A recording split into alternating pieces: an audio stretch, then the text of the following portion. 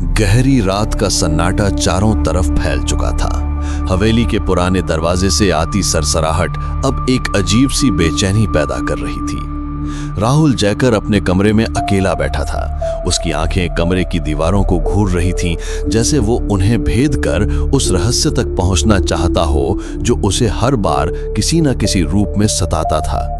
उसके सामने पड़ी एक पुरानी किताब जिसे पंडित दयाल ने उसे दिया था, धीरे धीरे अपने पन्ने अपने आप पलट रही थी, मानो कोई अदृश्य शक्ति उसमें छिपे शब्दों को दिखाना चाहती हो। अचानक किताब का एक पन्ना खुलते ही एक अजीब सी रोशनी कमरे में फैल गई। उस पन्ने पर एक चित्र था, एक दर्पण, और उसमें झांकती एक महिला की परछाई। वो चेहरा वही था जिसे राहुल अब तक राखी देवी के रूप में पहचानता था, लेकिन इस बार उसके चेहरे पर डर नहीं था बल्कि चेतावनी थी, जैसे वो कुछ बताना चाहती थी, कुछ जो अब तक छुपा था। ठीक उसी पल बाहर से वाणी कपूर की तेज आवाज सुनाई दी, राहुल, दरवाजा मत खोलना। राहुल चौंका।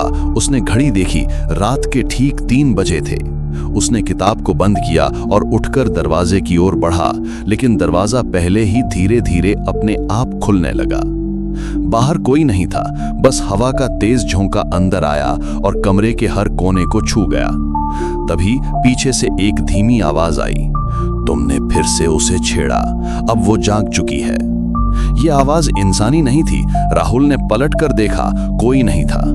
वाणी, जो उस समय हवेली के पुराने तहखाने के पास बैठी थी, अचानक कांपने लगी।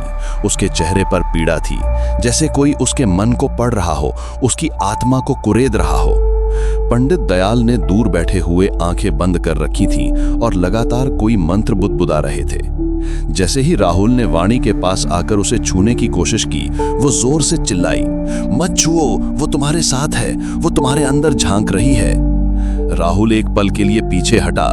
उसके माथे पर पसीना था और आंखों में डर नहीं, लेकिन भ्रम जरूर था। उसने वाणी की ओर झुककर पूछा, कौन है वो? वाणी ने अपनी आंखें मूंद लीं और उसके होंठ हिलने लगे। डॉक्टर किल्विस। वो इमारत नहीं, वो एक सोच है, एक परछाई है जो जहां जाती है अपने भीतर सब कुछ निगल लेती है। तुम जिससे लड़ रहे हो वो कोई भूत नहीं, वो खुद समय है।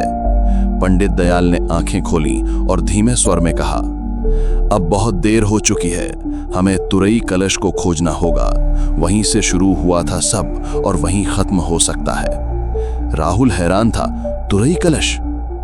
एक पुरानी तांत्रिक वस्तु जिसमें आत्माओं को बांधने और मुक्त करने की शक्ति है।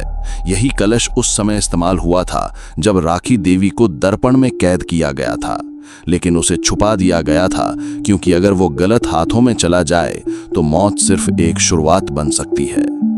राहुल को अब यकीन होने लगा था कि ये कहानी सिर्फ आत्माओं और हवेलियों की नहीं है। ये कहानी एक पुरानी सोच, एक बंद रहस्य और एक ऐसे पाप की थी जिसे कभी स्वीकार नहीं किया गया। उधर इंस्पेक्टर विक्रम राणा, जो अब इस पूरे मामले में शामिल हो चुका था, हवेली के पुराने दस्तावेजों की जांच कर रहा था। उसे एक पुराना नक्शा मिला जिसमें हवेली के नीचे एक और तहखाना दर्शाया गया था, प्रायश्चित गुफा। राहुल, वाणी और पंडित दयाल अब उस नक्शे को लेकर हवेली के नीचे उतरने लगे। सीढ़ियां जैसे अनंतहीन थीं, हवा भारी होती जा रही थी और हर कदम के साथ ऐसा लग रहा था कि समय उल्टा बह रहा हो। तभी एक जोरदार धमाका हुआ और हवेली की दीवारें हिल उठीं, जैसे किसी ने जोर से पुकारा हो, राहुल, तेरा अंत यहीं है।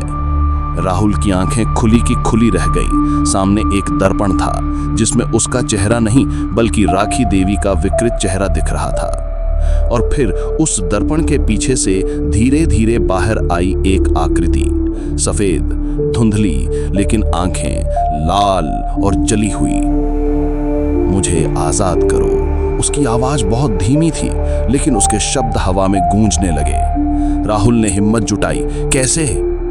कलश वापस लाओ, मैं सच्चाई बताऊंगी, वरना वो सब कुछ मिटा देगा। डॉक्टर किल्विस अभी जागा नहीं है, लेकिन जब वो उठेगा तुम सब सिर्फ स्मृति बन जाओगे।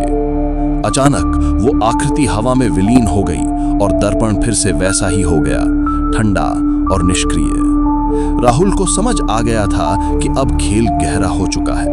वो सिर्फ हवेली से नहीं बल्कि खुद से लड़ रहा था, और सामने जो आने वाला था वो अब तक के हर डर से बड़ा था। और ठीक तभी हवेली की दीवार पर एक नया दरार बनता दिखा। उसमें से रिश्ता हुआ खून नहीं, काली स्याही थी, और उसी स्याही से लिखे शब्द थे, प्रारंभ अब हुआ है।